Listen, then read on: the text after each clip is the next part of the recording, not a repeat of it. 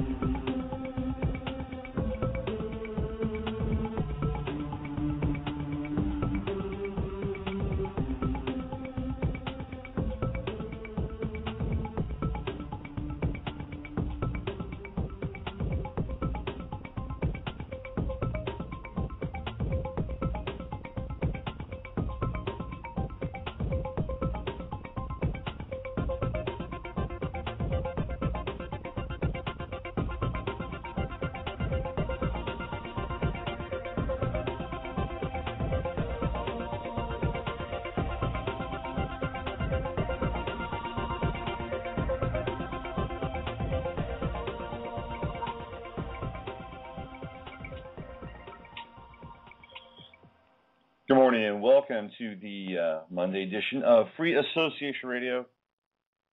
I'm your host, Robert Phoenix. And man, I am burnt out today. Tired. It's a long weekend, and but a good weekend. Actually, pretty darn good weekend. How was your weekend? Did you have a good weekend? In these very strange and ominous and prophetic and apocalyptically ending times.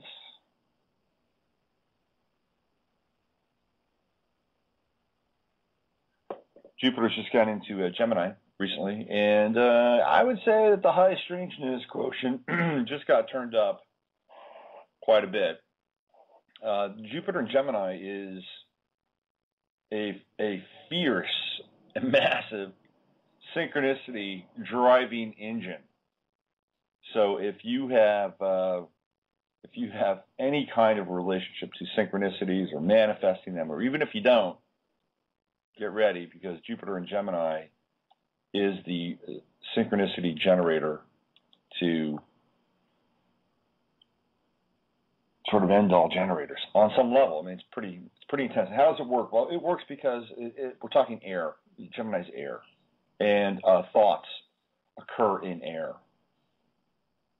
And Jupiter is expansion, so we're talking about the expansion of thoughts. And every time we go through these major cycles now, and this is my contention, every time we go through these major cycles now, whether it's a Jupiter shift or a Saturn shift or the square, the Pluto-Uranus square, which really started yesterday.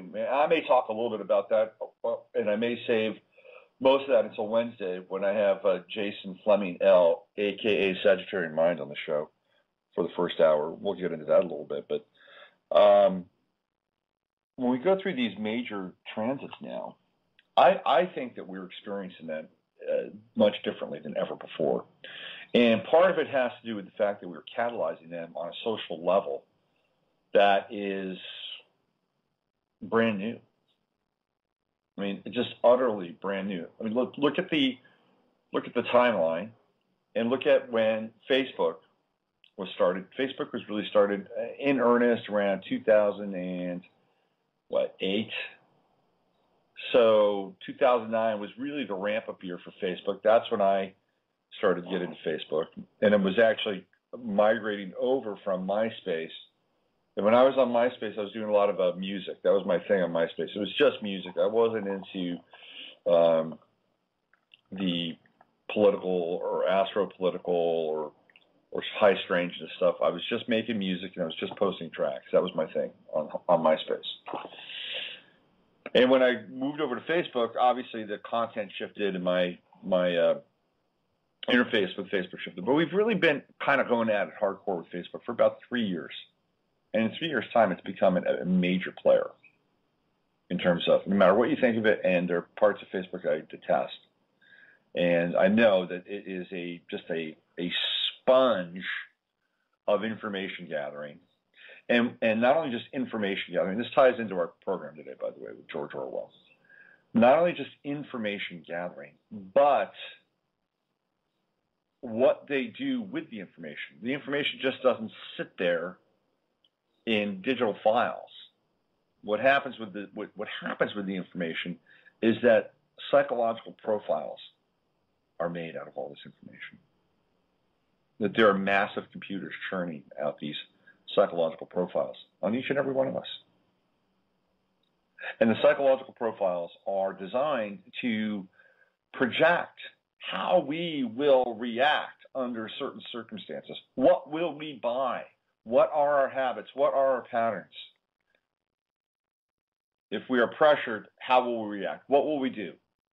So that potentially there is an outcome already in place for each and every one of us based on the information at hand, based on all of our patterns, all of our subjective responses, all these things. Our purchasing patterns, who we're friends with, and then we're clumped into buckets. And this is what's going on. It's not just who you've talked to. It's not just where you've been or what sites you've gone to. It's who you are at a much deeper level and what would take place if you're pressured or if you're stimulated or bribed or whatever that thing is. That's what's going on. It's happening in a way that it's never quite happened before. Now, there's always been information gathering. From the moment you're born, information is being gathered based on that little number they give you, a little social security number. It stays with you for the rest of your life. And from there, profiles begin to be collated. And it all starts with your school, the public school. Your grades, what you're good at, what you're not good at, teachers' report cards, teachers' notes, principals' notes. And you've got a record. I mean, you have a record. There's stuff out there. Even if you've not been online or you haven't done Facebook, there is information that has been accrued around you. Tickets, credit history.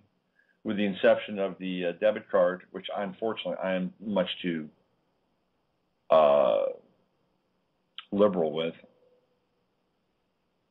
there's also a spending record. What you buy. Again, all this stuff is collated. There's a company in Virginia called Axiom, A-X-C-I-O-M, Axiom, and they are the bureau of this kind of activity. They are the ones that collect all your data. They're the ones that create what's called a psychographic profile. Psychographic profiling took place at Stanford in the 1980s, and it was all around the Reagan election, the first Reagan election. It took place at SRI, and psychographic profiling really took off, and it's one of the most important industries in terms of information trading. That information is sold. It's sold to manufacturers. It's sold to corporations. It's sold to agencies. Information trading is one of the most lucrative, and I mean lucrative, businesses to be in. Because once you get in the front door with your computers and your software, and there's not a lot of overhead. Now you're dealing with humans to maintain the systems. You pay them a reasonable sum. And some of them might even like their jobs, collecting data and collating all this stuff. They might find it to be really interesting.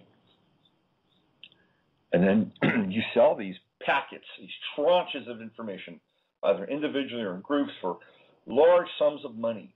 And there's nothing that's produced except a digital report. There's no widget. There's no product. Nothing. It's all just data. And so here we are with Jupiter and Gemini, and the awareness around these things are exploding. We're becoming aware of it in many ways. And when I talk about the transits for astrology, getting back to my original point, is that when let's say, for instance, during a Venus transit, and I talked about this before, during the Venus transit, the Venus transited in 2004, and it went across the southern node of the Sun. Now, how many of you knew that in 2004? If you knew that in 2004, you'd raise your hand. Good on you, as they would say. But a lot of people didn't know that. And now, fast forward 8 years later, 2012, how many of you knew about the Venus transit? Raise your hand. Everybody that's listening probably knew about the Venus transit. And not only did you know about it, but you might have even watched it online. Or you might have even read 3, 4, 5, 6 articles or blog posts about it online. Or if you didn't read those blog posts and you're on Facebook, you might have seen about 4 or 5 posts about the return of the goddess, of the divine feminine. So these events now are catalyzed in ways that we've never catalyzed and put energy into before. So when a Venus transit comes around, or Jupiter and Gemini comes around, or the square comes around, we're giving them our energy. We are giving them our attention. And so the aspects themselves become even more potent because we are energizing them. We're catalyzing them.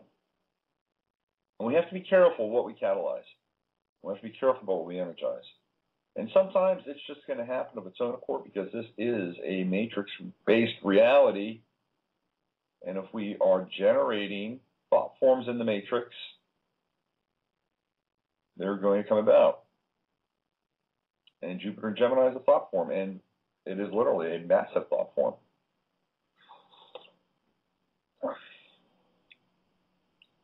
So synchronicities are just flying off the charts right now, at least in my life. I don't know about yours. And I'm trying to think of an example of a good synchronicity I can share with you. Okay, this ties into something that I just wrote over the weekend. In fact, yesterday morning. Some of you go to my website, and some of you might know the challenge, a bit of a challenge that I had with my ex-wife. And the challenge for me was sort of I wouldn't call it denigration, although that's close. It would be more of a lack of understanding about what I do and an inability to comprehend what I do. And as a result of that, be more dismissive. And I'm not saying what I'm doing is curing cancer, although curing cancer probably isn't that hard if you really drive down into it. It's just become a huge industry and become an extremely difficult task based on the parameters that they're attacking it. But you know what I'm saying. But for me, it's important. And maybe for other people, it has some relevant value. And I think it does, because I get a lot of feedback from people that are encouraging. So there's a lack of recognition on her end. Now, this was kind of a theme that ran through our marriage, and it's okay, because, this is what happens with life. People don't always understand one another. And when people don't understand one another and there's an inability to bridge that gap, then it's probably better that the relationship go in a different direction. And that's what happened. And had I stayed in that relationship, I would not be talking to you right now. So this would not be happening, maybe not the way it is. So there's some validity to what took place. But still, we're human, and we have these very human feelings and responses and sets of perceptions and all that stuff. and I didn't always feel like I got the good end of the deal, and that was just my perception. So as I'm going through my life, she wound up turning her life around, and I'm extremely proud of her in a lot of ways. In fact, I can even just take the disclaimer off. I'm extremely proud of her. She lost 175 pounds. She was alcohol dependent. She dealt with that. She lost a bunch of weight, and she became a triathlete who competes in these events. And it's helped her deal with her depression, her self-esteem, and all that stuff. And she came to me last week, and she's trying to get into the Kona, Ironman Kona, which is a big deal.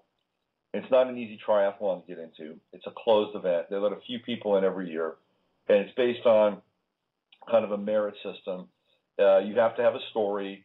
You have to be able to communicate your story vis-a-vis a video, and with that, they take that video and put it on their website, and they have people vote on this video or on a video. So she, based on her video, which is quite compelling, she actually went and she won the first round, and now she's in the finals to get into Kona Ironman, and I think she will, because she was a vice president of marketing, internet marketing for two fairly significant companies. So she's good at what she does. Okay, she's good at making the needle move on the internet. So she's got this video, and she's getting votes, and she asked me to promote her story on my website, which I thought was interesting, because on some level she was kind of validating what I did. That's how I see it. It was like, oh, well, he's got something that could help me drive this. So I struggled with it a little bit, and I decided to, just throw it in. Just okay, let's do this. Let's create a nice blog post, and I did. I stuck it up there yesterday. You can go to my website, and you can read about my take on the Uranus-Pluto square, and you can also read about her story and click in and look at the video and vote for her. People are voting for her from my website, which is great, and I support that. So the funny thing about this is, and this gets back to synchronicity, is last week I work a part-time job so I can keep this ship going here, and I was at my part-time job, and I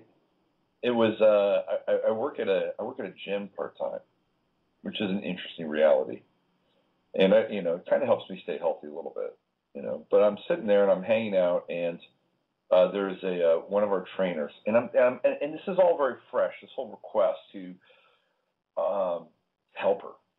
She just asked me maybe a day or two before something. I'm really kind of ruminating on it. What does it mean and all this stuff, And meanwhile, all of a sudden, just in front of me, there's this whole conversation that's taking place between a couple of the trainers, and then the conversation morphs into triathlons. And I haven't said anything. I haven't said anything about what's going on in my life. And even in that moment, I think I might have even been on Facebook. I was using the computer, and I was on Facebook, and I was typing something in about. I just put up a post about this, and I was responding to somebody about this triathlon. And meanwhile, outside of me, these two trainers are carrying on, and I'm watching this conversation evolve about triathlons. And then one of them says to me, oh, yeah, we're going to have somebody running a triathlon. And they were just speculating. It was all just kind of a fantasy. There's nobody running a triathlon. They're not putting anybody in a triathlon at this health club. And then all of a sudden the trainer turns to me and says, yeah, I think Robert's going to run for us in the triathlon. And I'm like, what the hell is going on here? Here I am in this moment, ruminating this very topic. I'm in Facebook. I'm about to write something about this triathlon experience. And all of a sudden the conversation around, this is not the first time this has happened to me, by the way. I've had a lot of these things in my life. But Jupiter and Gemini has stirred this up. It has stirred the winds of synchronicity and connectivity and coincidence. And because we have been energizing these aspects through the magnifying glass of social media, that when they come now, they come much more intensely, which is leading towards, in my estimation, again, this could all just be theoretically an illusion because we're living in this matrix-based reality, that we're all just, this is all just a speeding up of these events, a canon of events. The event canon is what I call it. And it's happening quickly, and we're moving it along. So this is where we are. This is where I am. And the weekend was pretty synchronistic. I got a new car, which I'm thrilled about.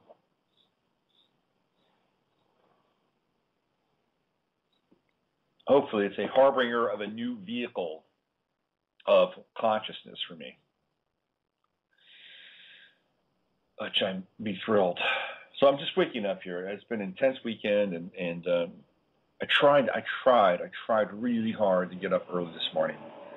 And the spirit was willing, but the body wasn't, or something like that.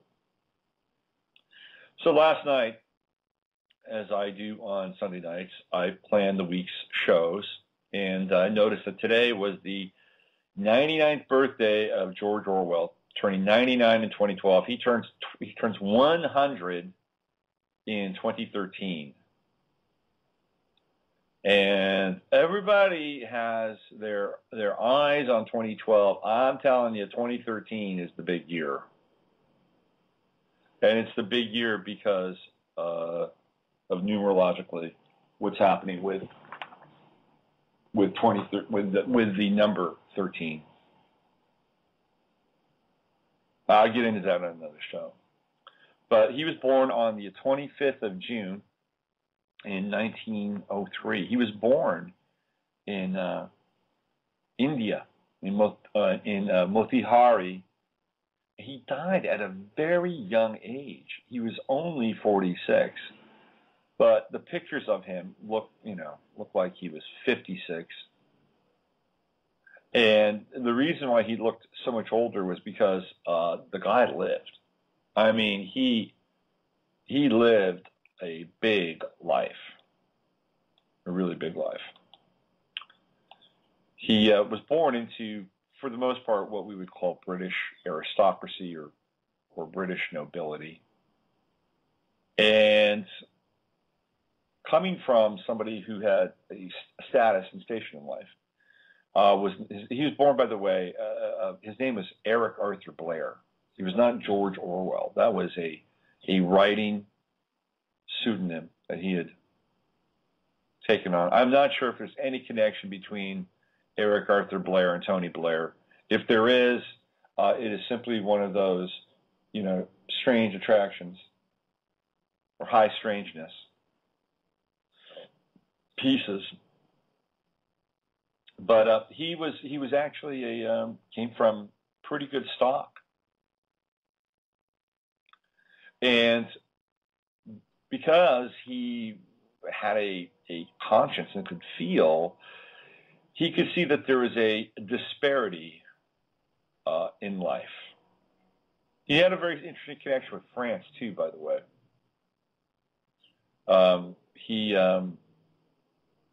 He went to school early on in France. He was raised as a Roman Catholic.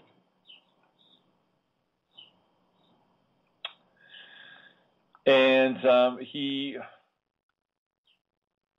wound up going to Eton, and he was very bright, and he was a King's Scholar at Eton. He'd been to Wellington. These are two very prominent schools. He was much happier at Eton than he was at Wellington. One of his teachers, briefly, was Aldous Huxley. Aldous Huxley taught him French, which is kind of interesting, an interesting sidelight. And while he theoretically appreciated Huxley's linguistic flair, there was no theoretical connection politically between them. But it's fascinating in terms of 6 degrees of separation, the relationship between Blair, a.k.a. Orwell, and then also Aldous Huxley. They moved around. They lived in Ceylon, Burma. And of course, there's always, whenever you get into the civil service, which is, I believe, what his parents were involved in, whenever you get involved in civil service, you know, there are connections with, well, intelligence gathering. So he decided to also follow the family to Burma, and he became a policeman in Burma, which is fascinating. And from there, he begins to become very, very inquisitive and investigative, and he begins to write essays. He in 1927, he decided not to return to Burma. He resigned from his role as being a policeman on the Indian Imperial Police Force and became a writer. And he drew on his experiences. And his first works were Burmese Days. These are all short stories. A hanging, shooting an elephant. And he became, in Burma, he acquired a reputation as being an outsider. And that's a key factor when it comes to examining somebody like George Orwell. Because outsiders are the people that can comment on culture and comment on politics and comment on the state of affairs of the world or consciousness in ways that other people can't. And there's a consciousness, I believe, that is really associated with being an outsider, and it's called the wanderer. And it is many years ago in Berkeley, I was with a psychic, and she had this really interesting methodology of telling you kind of who you were and where you came from. Like at a soul level, you know, there were people that were X, Y, Z. I forget what the other types were. I don't even remember what my type was. But I was classified as a wanderer, and she had percentages of the population that were these things. And I think it was like maybe 11% of the population were wanderers, or maybe less, 7%. I think it was 7%. And she couldn't tell me where I was from, where I had wandered from. It was not one of the big stars. It was a small star somewhere, or planet, whatever. But wanderers tend to have outsider consciousness, and this is what George Orwell was. He was a wanderer, and you can look at his peregrinations and everything that he did with the intent of learning about where he was and the life that he was living. He was deeply influenced by Jack London. And Jack London was a guy that wasn't just somebody who would sit in a room somewhere, in a flat somewhere, and just start to you know, create things. Jack London, you know, worked on fishing boats, and he threw himself into life. And this is what Orwell did as well. He was inspired by The People of the Abyss, which is a piece that London wrote. And as a result of that, he started to hang out in really poor parts of London to see how theoretically the other side lived. And he went to a place called Limehouse Causeway, and he spent his first night, you know, there hanging out in what's called a common lodging house. And common lodging house is kind of a term for a flop house. And he went native, as they say, and he started dressing around like he started dressing like a tramp. And he did everything he could to obliterate his connections to the middle class.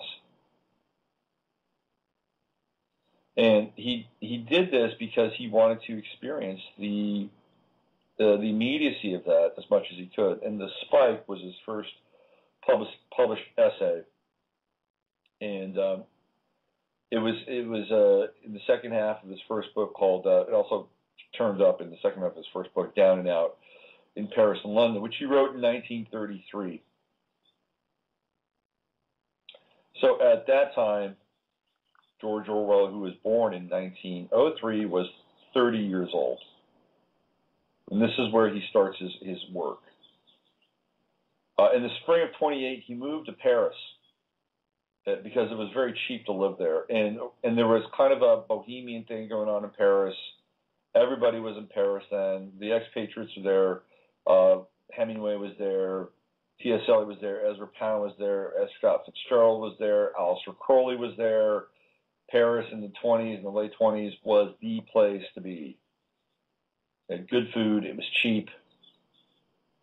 And there was a lot of intellectual stimulation. Shakespeare and Company, the famous bookstore, that was in Paris. James Joyce was there. You get the picture. So was Orwell. But instead of hanging out in the cafes and drinking absinthe and coffee and pontificating about life like some of the other expats were doing, Orwell was doing his slum thing. He lived in the Rue du Port de Fer. It's a working class district in the 5th arrondissement, and his aunt lived there, and she gave him a little financial support. This is where he began to write his novels, which was in Paris. He worked in restaurants. He took a lot of working class jobs. So this in terms of his astrological profile is right in alignment with Cancer. And Cancer's a really interesting sign.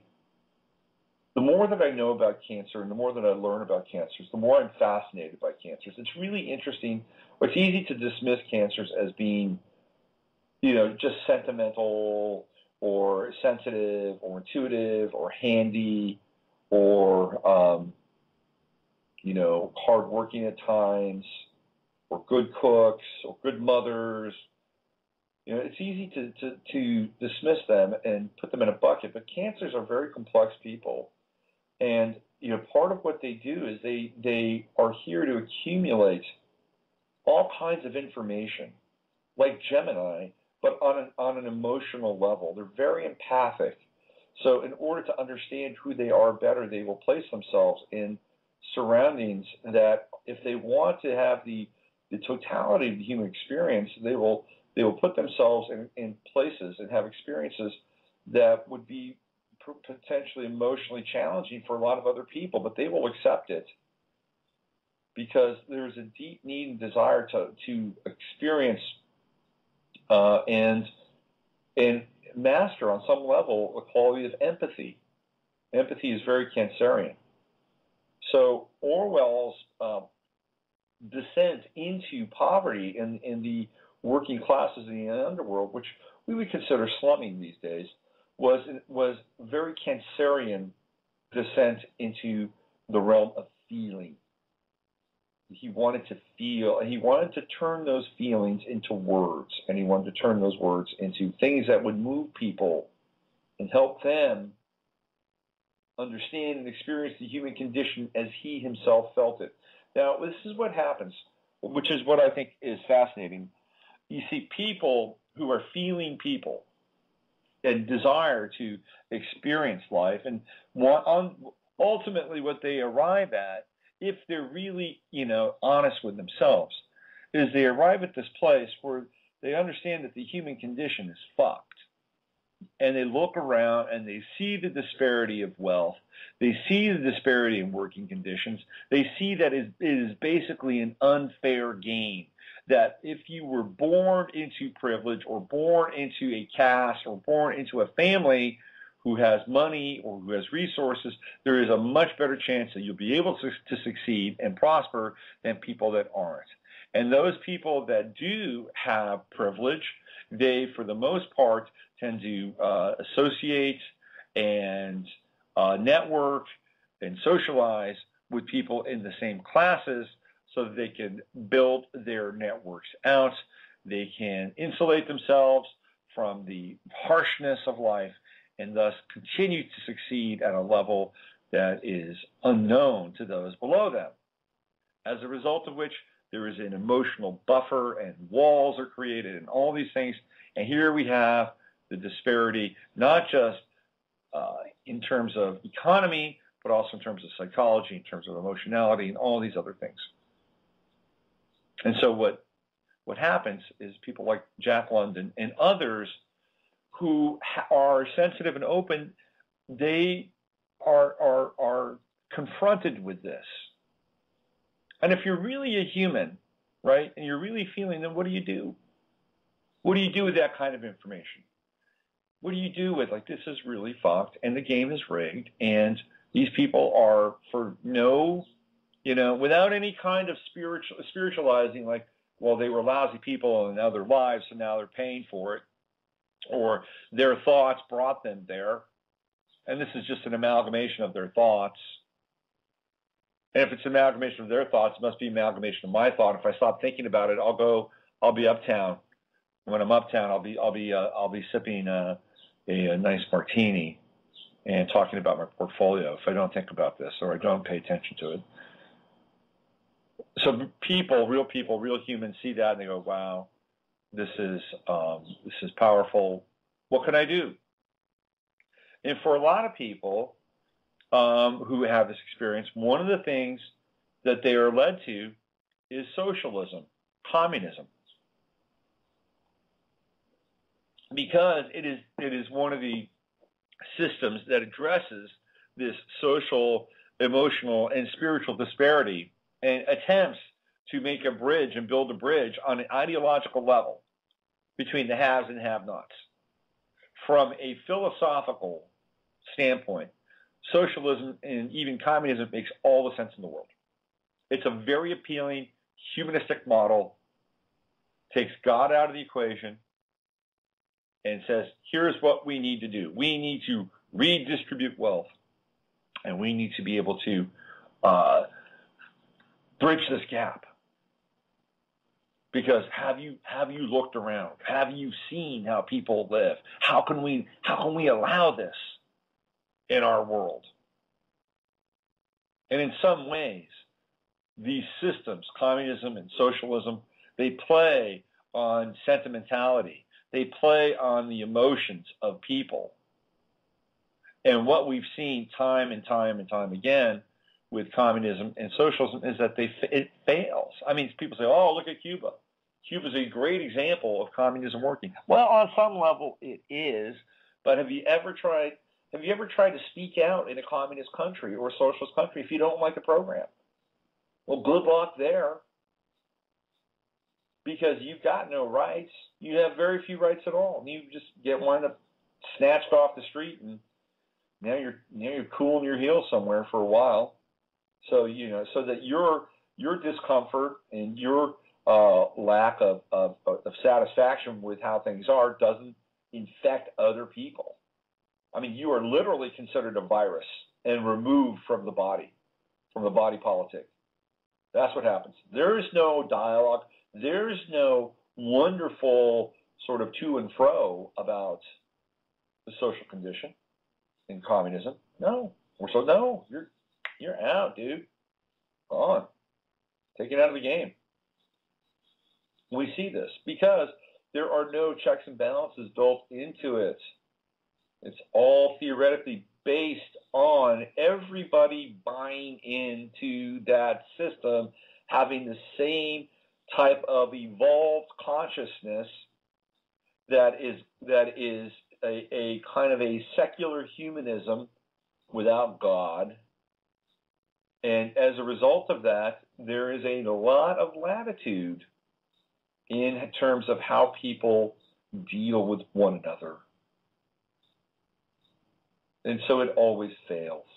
It always fails. But I understand why somebody like Orwell would throw in with the socialists. I mean, he went to Spain. He fought in Spain. And he got shot in Spain. He got shot in the throat. I mean, this is the same thing that in some ways that Hemingway did from the American side. Hemingway drove an ambulance.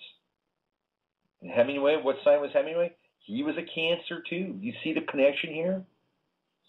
These guys are like they're trying to feel out the world, and they're trying to understand the world through their emotional responses. And so, much to Orwell's credit, he kind of kept moving. And eventually, after he comes back from the Spanish Civil War, wounded, he begins to rest and recuperate, and he found a publisher who was sympathetic to kind of his worldview. The guy's name was Frederick Warburg. If you know anything about the Warburgs, they're one of the most powerful families in Europe. And the publishing company was Secker and Warburg.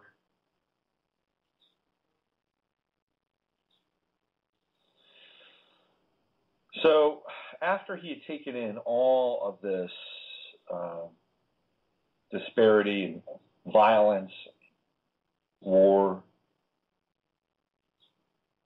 he comes back and he writes Animal Farm. This is really around World War II, and he wrote he was always writing. It wasn't just novels. He was an essayist, and he wrote for the American Partisan Review, and there was an anthology called The Betrayal of the Left. And again, his writing, he wrote a pretty interesting piece around that. And his writings were always driven by a sense of spiritual and political disenfranchisement.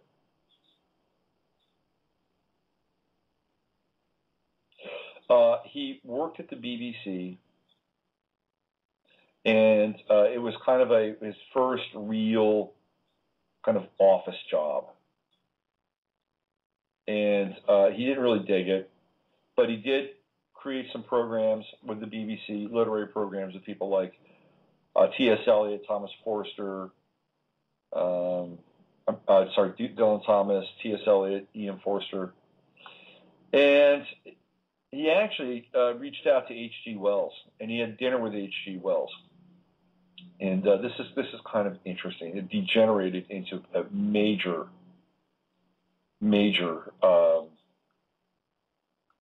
fight between he and Wells, because Orwell had written about Wells and he had taken shots at him, and they got into a major tussle. And I believe Orwell saw what Wells was doing.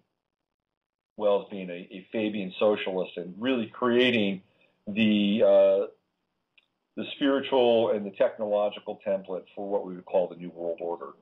Orwell spotted what Wells was all about. And what's interesting about Wells is that Wells is completely different in a lot of ways than Orwell. Interesting, Wells and Orwell. Wells came from a working class family. His father was a butler. His father was a butler and hand servant to royalty, and Wells eschewed the working class world to be amongst the intellectual intelligentsia that was surrounding his father. And because of his great mind, he was propped up by essentially the intellectual network that was based on royalty. So they were very different in terms of their vectors. Extremely different. And of course, 1984, his stellar and in many ways culture-changing book was published in 1949. Now, keep in mind, George Orwell did not live that long after that. I mean, the man died in 1950, so he publishes 1984, and then he dies. He was not somebody who was blessed with health. He was sick quite a bit. He suffered from bronchitis quite often. If you ever look at pictures of him, he's quite gaunt.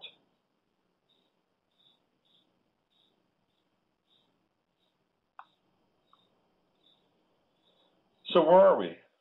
Where are we now? Where are we now with Orwell's dire predictions of a totalitarian world where there is no privacy, where there is no affection, there is no love, there is no compassion,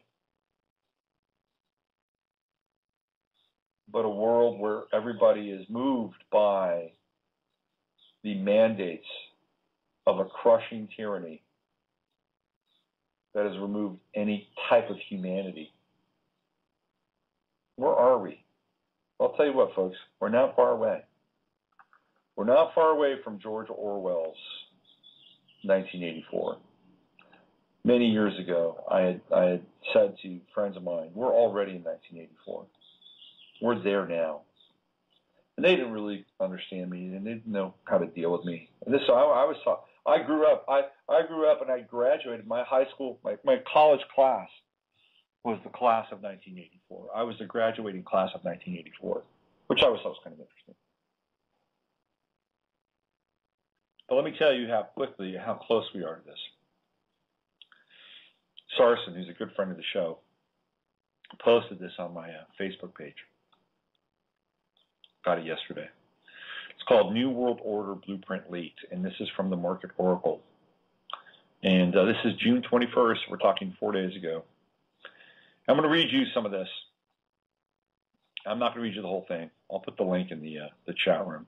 I'll do that right now. Just do this. So if you're in the chat room, and the link, these chats, they tend to stay up. Here's this, and it's putting that in there now. There you go. I just put that link in there. Hello, everybody in the chat room. So this is from the Market Oracle. It says on June 12th, a leaked copy of the investment chapter for the Trans-Pacific Partnership, the TPP, was made public. This copy was analyzed by Public Citizens Global Trade Watch, has been verified as authentic. This agreement has been negotiated in secret for 2 to 2.5 years, and no information has ever been released until this leak. So why have the details of this negotiation been so secret? The agreement has been framed as a free trade agreement, and yet out of 26 chapters, only 2 have anything to do with trade. The other 24 chapters grant new corporate privileges and rights while limiting governments and protective regulations. If implemented, this agreement will hard code corporate dominance over sovereign governments into international law that will supersede any federal, state, or local laws of any member country. This document alone should set alarm bells ringing, but if one steps back and looks at the larger picture, the future ramifications look even more ominous. After completing this reading, see what your conclusions are. This video is a must for anyone. There's a link in here, by the way. For anyone who wishes to more fully understand the implications of the secretly negotiated agreement, this article will also show how, if this agreement is considered in the context of other recently passed legislation and developments, and the dots are connected, the results would be total corporate global governance. When the company, police, state, in this new system, the role of elected governments would be to serve as subservient agents for the transnational corporations, while the armies, police, and courts would serve the interests of these transnational corporations. The status of the members would be locked in, similar to countries once they are inside the Eurozone. The TPP is being negotiated by some of the same characters that brought us NAFTA, CAFTA, and other so-called free trade agreements. Some of the provisions in this document include the establishment of a parallel system of justice. Now, just wrap your head around that for a second. Parallel system of justice. To be administered by 3 attorneys with no conflict of interest limitations. No conflict of interest limitations. So it's like they could be working for the people that are judging you. Think about that. The 3-attorney tribunal could order sovereign governments to use taxpayers' money to pay these transnational corporations for any environmental or regulatory costs that these corporations expended to meet local standards. So for instance, let's say you're living in Pennsylvania and they want to go to the next level of fracking, whatever that would look like. And all of a sudden you say, no, we don't want this. You've got to do X, Y, and Z. Then all of a sudden the transnational corporation says, fine, you're going to pay for it. If you want this, you're going to pay for it. It's on you, not on us. You're the ones that are causing the inconvenience, not us. And so the people in Pennsylvania look around and they say, well, how much money do we have? Well, we don't have enough to pay for this. Well, if you have enough to pay for it, well, guess what? They get to do what they want. That's where it's headed. That's where it's headed. The three-attorney tribunal, as I said, could order sovereign governments use taxpayer money to pay these transnational corporations for any environmental or regulatory costs that these corporations expended to meet local standards. Many existing laws would need to be rewritten and no new regulatory laws passed. So not only would they be on the hook for what they would have to pay for, but if their standards and regulations were impeding with the profits, like say for instance, there was a standard that they could only frack maybe 5,000 gallons per day, okay? And they said, well, if we could frack 10,000 gallons per day or 20,000 gallons per day, which theoretically we could do if you let us, then our profits would increase by 35%. Well, guess what we're going to do? We're going to charge you for that 35%. So you better just rewrite that law or you're going to have to pay us. And have you looked around at local governments lately? I mean, theoretically, they don't have a lot of money. Some do. They hide it, but a lot of them don't. This is the hammer that's coming. Governments that tried to pass regulations such as limits on the financial industry using risky bets such as derivatives would have the burden of proof to defend such regulations in a court system controlled by corporations. Taxpayers would pay should a corporation prevail in one of these private courts. In fact, over $350 million of taxpayer money has already been paid out to corporations under the NAFTA-style deals because of zoning laws, toxic bans, timber rules, and other regulations. That means, people, that this has already been in place. And $350 million worth of funds have gone out because local governments have gotten in the way of NAFTA. The TPP agreement is like NAFTA on steroids. This corporate tribunal bears a resemblance to the private U.S. Supreme Court approved binding arbitration that corporations use to severely limit an individual's or group's right to sue for damages. With binding arbitration, we essentially have a private corporate court system outside of any government judicial system where the corporations choose the arbitrators and pay for their services.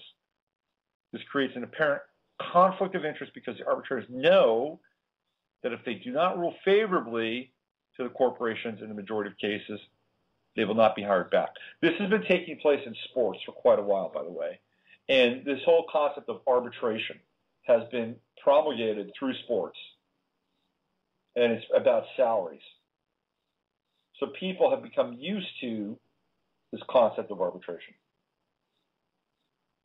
through the most common medium, which is sports.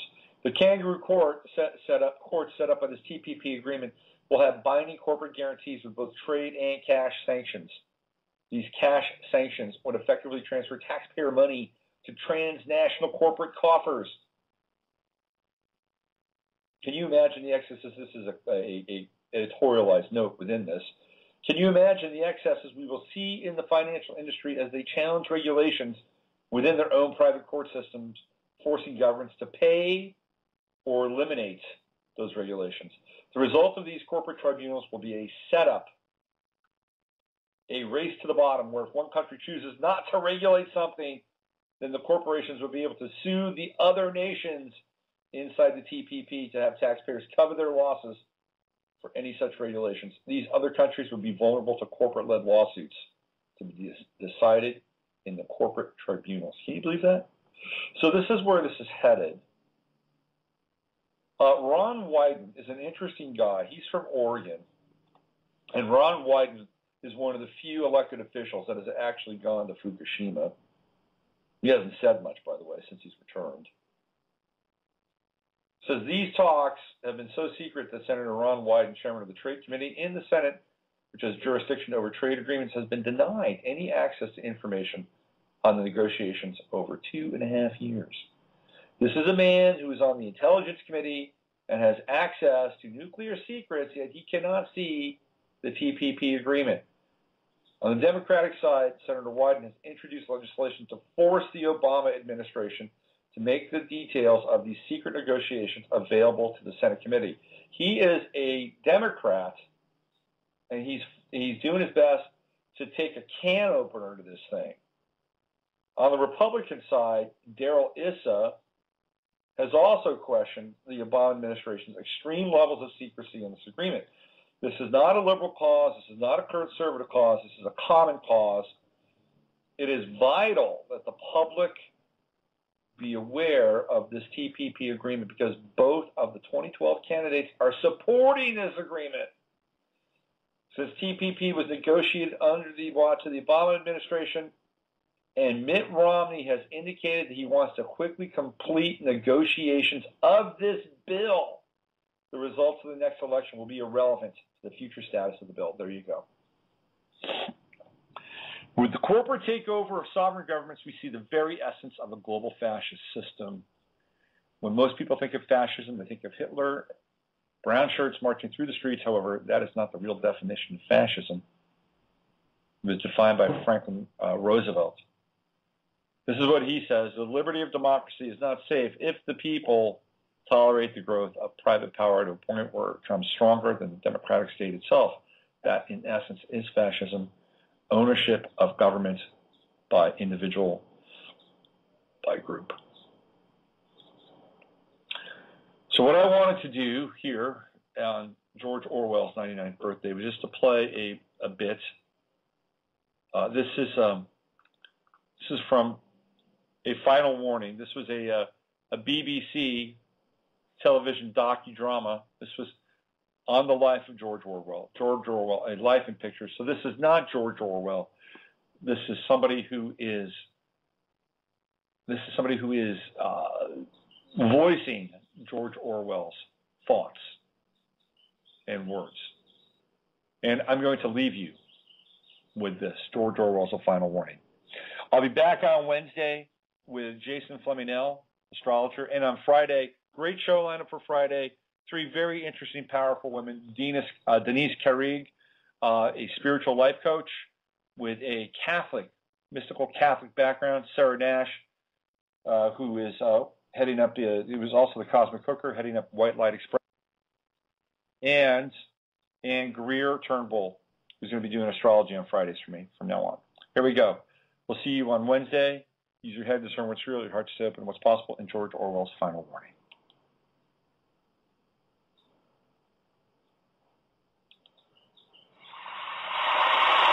But he left one final warning. 1984 is, I believe, a quite terrifying.